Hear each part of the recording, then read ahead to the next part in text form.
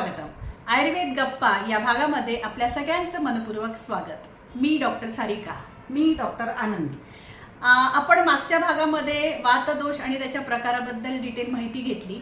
आता आपण वळूयात पित्त दोषाकडे. पित्त म्हणजे उष्मा नगताई. बरोबर.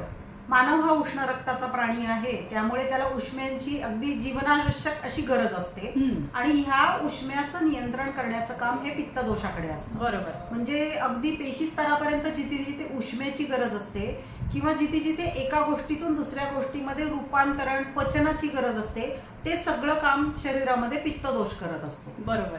मग जसं वाताचे 5 प्रकार आपण बघितले, तसे पित्ताचे पण 5 प्रकार आपण बघणार आहोत. हो, बघणार आहे. कारण आपल्याला पित्त समजून घ्यायला हा प्रकारानुसारच समजून घ्यायचा आहे. तर 5 प्रकारापैकी पहिला जो पित्ताचा प्रकार आहे तो पाचक पित्त आहे. नावावरूनच तो पक्वाशयात असतो आणि अन्नपचनाचं काम करतो. बरोबर. आणि अन्नपचन केल्यामुळे आपल्याला बळ प्राप्त होतं, बल प्राप्त होतं. बरोबर. दुसरा प्रकार आहे रंजक. नावावरूनच तो रसरंजनाचं म्हणजे रसापासून रक्त निर्माण करण्याचं, लाल रंग देण्याचं काम करतो. बरोबर. तिसरा प्रकार आहे साधक पित्त, की जो मेंदूमध्ये किंवा डोक्यामध्ये शिरस्थानी असतो आणि बुद्धी, अभिमान, धी म्हणजे थोडक्यात ज्ञानाचं विश्लेषण करण्याचं काम या साधक पित्तामुळे होतं. बरोबर. तिसरा प्रकार आहे आलोचक पित्त, की जो डोळ्यामध्ये असतो. ऍक्च्युली डोळे म्हणण्यापेक्षा दृष्टी हे ज्ञानेंद्रिय आहे ना, त्या ज्ञानेंद्रियाचं पूर्ण नियंत्रण या आलोचक पित्ताकडे असतं. आणि त्यानंतरचा शेवटचा प्रकार आहे भ्राजक पित्त, की जे त्वचेमध्ये असतं. म्हणजे त्वचेला वर्ण देण्याचं काम, त्वचेची तजेलदारपणा असण्याचं काम, इव्हन त्वचेमधनं बाहेर पडणारा मलभाग जो स्वेद आहे त्याच्या पण नियंत्रणाचं काम या भ्राजक पित्ताकडे असतं. वा. हे झालं. आता आपण पित्ताचे प्रकार सगळे बघितले. आता आपण कफदोषाबद्दल बघूया. कफदोष म्हणजे स्थिरता, स्निग्धता. बरोबर. म्हणजे जिथे जिथे अवयवांमध्ये पेशी स्तरापासून मोठ्या अवयवांपर्यंत स्निग्धतेची म्हणा, स्थिरतेची म्हणा, पोषणाची म्हणा, जिथे जिथे गरज भासते तिथे हा कफदोष आपल्याला ती गरज पुरवतो. हो ना? अगदी अगदी बरोबर. बरोबर. मग आता त्याचे पण जे काही 5 प्रकार आहेत ते आपण थोडक्यात बघूयात. हा. आता कफाचा प्रकार म्हणजे पहिला आहे अवलंबक कफ. अवलंबन म्हणजे धारणाचं काम करतो. तो हृदयापासून त्रिकापर्यंत, त्रिक म्हणजे माकड हाड असतं, त्या सगळ्याचं अवलंबन धारण करण्याचं काम, स्निग्धता देण्याचं काम, पोषणाचं काम तो अवलंबक कफ करत असतो. दुसरा कफ आहे तो क्लेदक कफ, जो आमाशयामध्ये असतो. आणि क्लेदनाचं म्हणजे आपल्याला पचनासाठी जेव्हा स्निग्धतेची गरज असते, ओलाव्याची गरज असते, ते काम तो क्लेदक कफ करत असतो.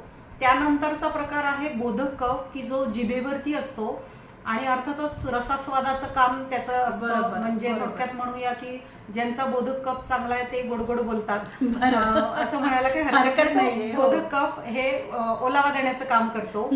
त्यानंतरचा कफ आहे तर्पक कफ आहे, की जो मेंदूमध्ये असतो आणि तो सगळ्या इंद्रियांच्या तर्पणाचं काम करत असतो, त्यांना स्निग्धता देण्याचं काम करतो. आणि शेवटचा प्रकार आहे श्लेषक कफ. श्लेषणाचं म्हणजे संधी जोडण्याचं काम. म्हणजे तो सांध्यांमध्ये असतो, जिथे जिथे 2 अवयवांचं म्हणजे अगदी फक्त हाडच असं नाही तर 2 मांसपेशी असो, टेंडन असो, त्यांचं घर्षण टाळण्यासाठी जो कफ काम करतो त्याला श्लेषक कफ असं म्हणतात. आणि हे 5 प्रकार कफाचे आहेत. बरोबर. आता आपण 3ही दोष आणि 3ही दोषांचे प्रकार हे एकदम सविस्तरपणे बघितलंय. पण ह्या सगळ्यांची गोळाबेरीज म्हणून तू काय सांगशील याबद्दल? आता आपण जर मागच्या सगळ्या भागांचा, 3ही भागांचा आढावा घेतला तर आपल्या सगळ्यांच्या असं लक्षात येईल की वात म्हणजे नवनिर्मिती, नियंत्रण आणि झीज.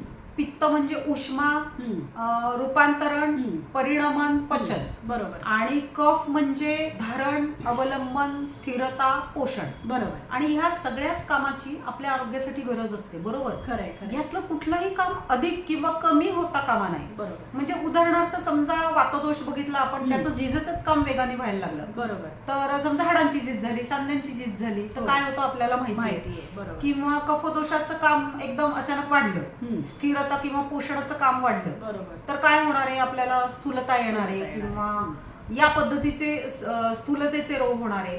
म्हणजे काय, आपण पहिल्या स्वस्थाच्या व्याख्येमध्ये पाहिलं की समदोष आहात. बरोबर. म्हणूनच मग हे तीनही दोष आहे ना, अधिक पण नको, कमी पण नको किंवा विकृत पण नको. बरोबर. म्हणजे ही व्याख्या इथे परिपूर्ण झाली की समदोष म्हणजे काय. समदोष. बरोबर. आता हे आपण वात पित्त कफ हे दोष आपण जसं म्हणतो, तसंच प्रकृती हा जो प्रकार आहे त्यामध्ये पण वात प्रकृती, पित्त प्रकृती, कफ प्रकृती हे आहे. तर हे वात पित्त कफ दोष आणि वात पित्त कफ प्रकृती ह्यांचं एकमेकांसोबत काही कोरिलेशन आहे का? आहे ना. म्हणजे आता आपल्या शरीरच हे दोषांनी बनलेलं आहे, आपण पाहिलंय. आणि ते साम्यावस्थेत पाहिजे म्हणजे आपल्याला आरोग्य मिळतं, हेही आपण पाहिलंय. बरोबर. पण जन्मतः आपल्याला ह्या 3 दोषांचा ना एक सेट मिळालेला असतो. तो सेट म्हणजे प्रकृती. आणि मला असं वाटतं की प्रकृती हा विषय खूप मोठा आहे, त्यामुळे आपण तो पुढच्या भागात पाहूयात. नक्की. आपण प्रकृतीबद्दल पुढच्या भागात अधिक जाणून घेऊया. चला तर मग भेटूया पुढच्या भागात.